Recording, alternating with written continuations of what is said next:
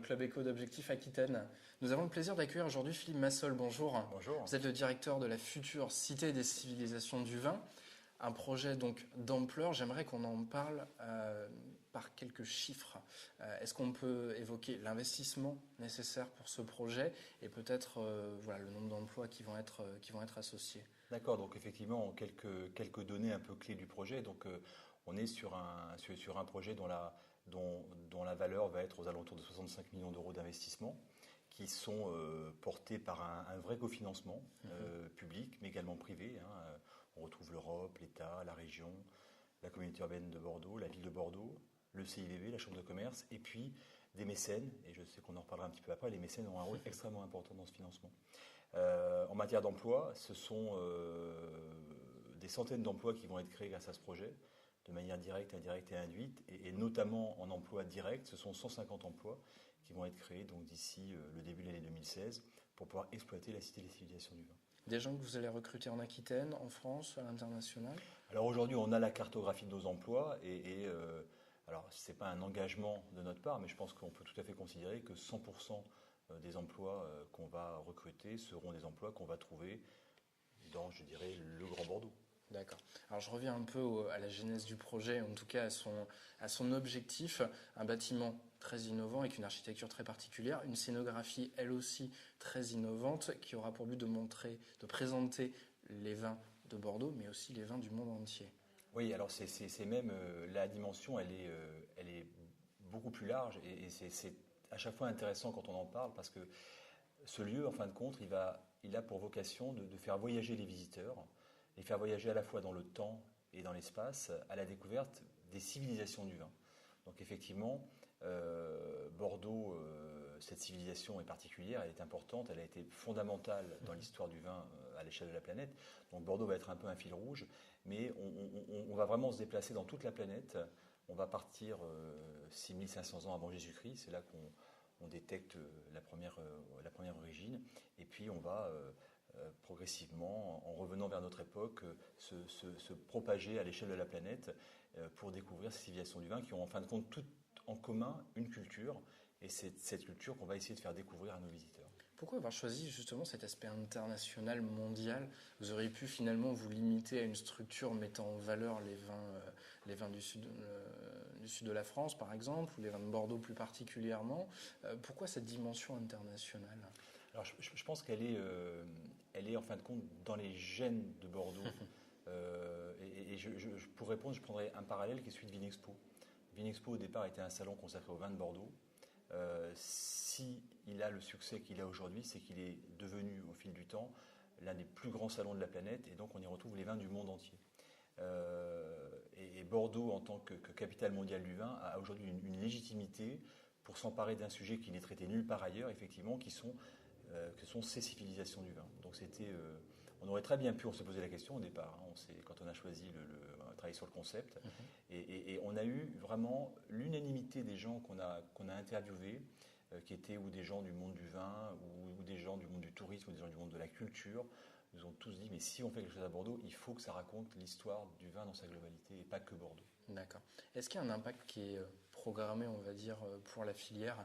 Est-ce qu'elle va bénéficier de retombées particulières avec la création de la cité? Ça fait partie. Si aujourd'hui ce projet a reçu des soutiens financiers de la part de l'Europe, de la part de l'État et de la part de la région. Et qui bénéficie d'un consensus Complètement. Donc c'est bien que c'est un projet qui est structurant, qui va donc favoriser l'économie du territoire et favoriser l'emploi sur les territoires. Et inévitablement, dans la mesure où toute une partie des visiteurs vont être des visiteurs avec une sensibilité au vin et à l'histoire du vin, ce sont des gens qu'on va ensuite retrouver dans le vignoble et qui par conséquent vont faire des dépenses, ou des dépenses en achetant du vin, ou en allant dans les restaurants, ou en dormant dans le vignoble. Donc les retombées, si vous voulez, l'étude des retombées économiques qui a été faite démontre que sur ce projet, à partir de sa date d'ouverture, et donc en vitesse de croisière, c'est à peu près 40 millions d'euros par an qui sont réinjectés dans l'économie du grand territoire, et sur ces 40 millions, à peu près 25% sont réinjectés dans l'économie vitivinicole. Est-ce qu'il y a des partenariats qui vont être noués avec des appellations, par exemple, ou avec des sites très particuliers? Alors, de part, effectivement, le positionnement universel du projet, on a contacté, il y a maintenant 3 mois, l'ensemble des interprofessions nationales ou régionales, lorsqu'elles sont importantes, de la planète. Donc on a effectivement contacté plus de 200 interprofessions. Un grand nombre sont présentes à Vinexpo. Et donc l'idée, effectivement, c'est de leur donner rendez-vous à Vinexpo, de se rencontrer, puisqu'on va parler de beaucoup de pays. On va avoir l'occasion également dans la certification du vin de faire des dégustations. Et donc effectivement, on aimerait à travers de partenariats, on aimerait effectivement pouvoir avoir avec ces régions qui nous intéressent des relations particulières pour avec elles choisir les images qu'on va prendre pour les représenter, choisir les vins qu'on va faire déguster, etc. Est-ce qu'on peut imaginer aussi un partenariat plus, plus œnotourisme avec des appellations ou avec des châteaux dans le Bordelais par exemple?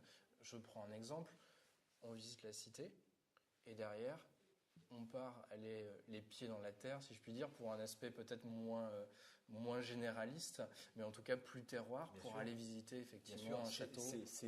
Quand on évoquait tout à l'heure les retombées économiques, elles se font, c'est le point de départ. C'est-à-dire que dans la cité des civilisations du vin, il y a ce qu'on appelle une plateforme no-touristique, qui va être un espace qui va faire 250 mètres carrés, qui va être très scénographié, qui sera exploité par l'Office de tourisme de Bordeaux en partenariat avec les autres offices de tourisme de notre département, peut-être des régions alentours, des comités départementaux du tourisme et des comités régionaux du tourisme.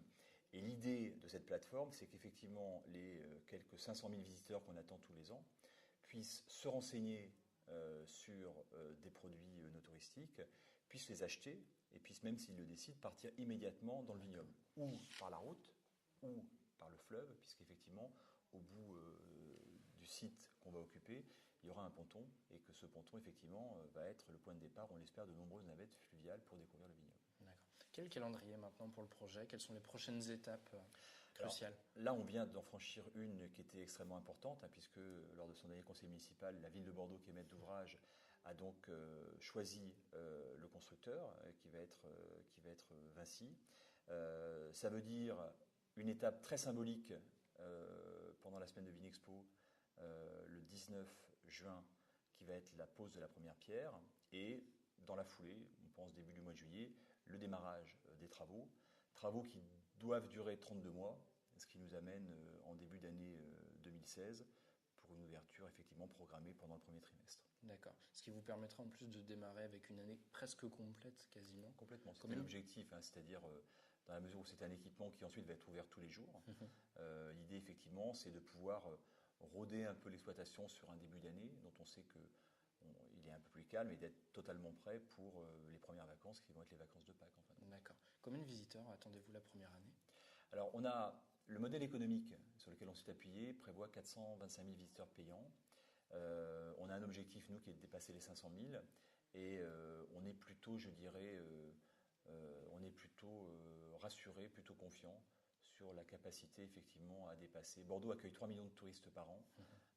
Donc, viser 500 000, ça paraît être très prudent. Vous cherchez toujours des mécènes pour vous appuyer? Ah oui, toujours.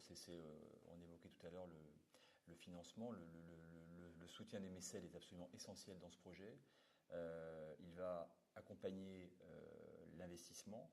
Et effectivement, l'investissement, la construction démarre, mais nous, réellement, jusqu'à la fin de l'année, on va continuer effectivement à rencontrer des mécènes potentiels, et surtout ensuite, il va soutenir l'exploitation, puisque c'est une fondation qui va être créée pour exploiter la cité des civilisations du vin, et qui dit fondation dit effectivement mécène.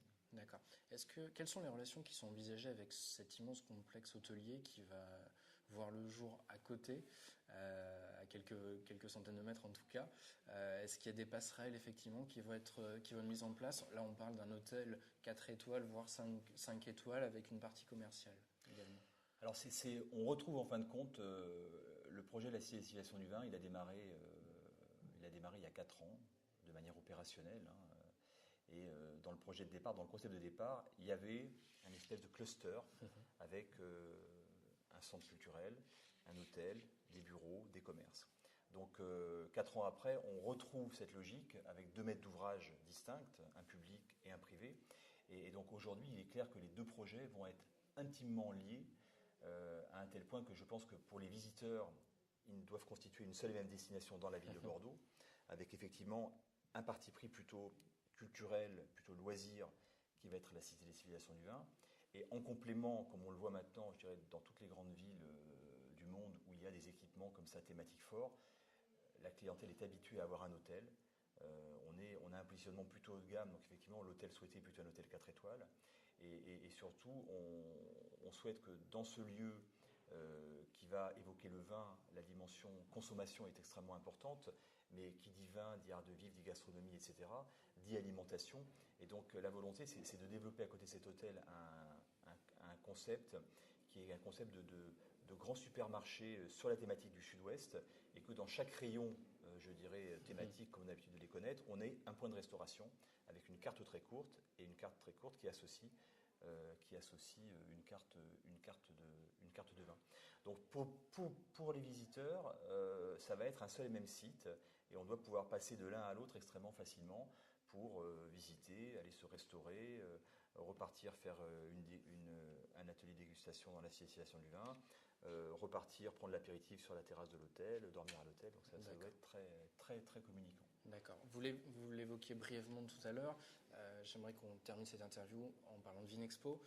C'est un événement, j'imagine, qui pour vous va être très important puisque ça va vous permettre de vous faire connaître vraiment au plan international. Il y a la pose de la première pierre, c'est une chose. Est-ce qu'il y a d'autres événements auxquels il faut s'attendre durant Vinexpo ? Alors oui, il y aura un événement symbolique. C'est vrai que, en fin de compte, l'histoire, elle est toujours pleine de symboles. Il y a 4 ans, Alain Juppé annonce, lors du discours inaugural, le lancement d'un projet à Bordeaux de centre culturel du vin. Il y a 2 ans, pour la première fois, on venait de choisir l'architecte, on expose la première maquette du projet et on commence à le dévoiler. Et puis, 4 ans après, c'est la pose de la première pierre. Donc on aura un stand qui permettra effectivement à tous les visiteurs de Vinexpo de venir découvrir l'état actuel du projet, donc avec une nouvelle maquette qui va être réalisée avec l'image finale, qui sera celle qui va être construite par Vinci. De découvrir également l'intérieur, parce que c'est une maquette qui va s'ouvrir, donc on pourra voir de quoi est composé le projet de l'intérieur. Et puis on va profiter de ce grand moment, dans la mesure où on a de nombreux mécènes qui sont ici du monde du vin, pour leur remettre le trophée qui va symboliser leur rôle de mécène à nos côtés. Donc on a fait réaliser une œuvre par un photographe bordelais qui s'appelle Rodolphe Martinez. On va avoir l'occasion, à partir de cette œuvre, de le transformer en un trophée et qui sera remis à chacun de ces mécènes pour qu'ils puissent effectivement montrer dans son bureau, sur son stand pendant Vinexpo, qu'il a soutenu la Cité des civilisations du vin. Philippe Massol, merci. Avec plaisir. Rendez-vous donc à Vinexpo. Tout à fait. Et merci de nous avoir suivis dans le Club Éco.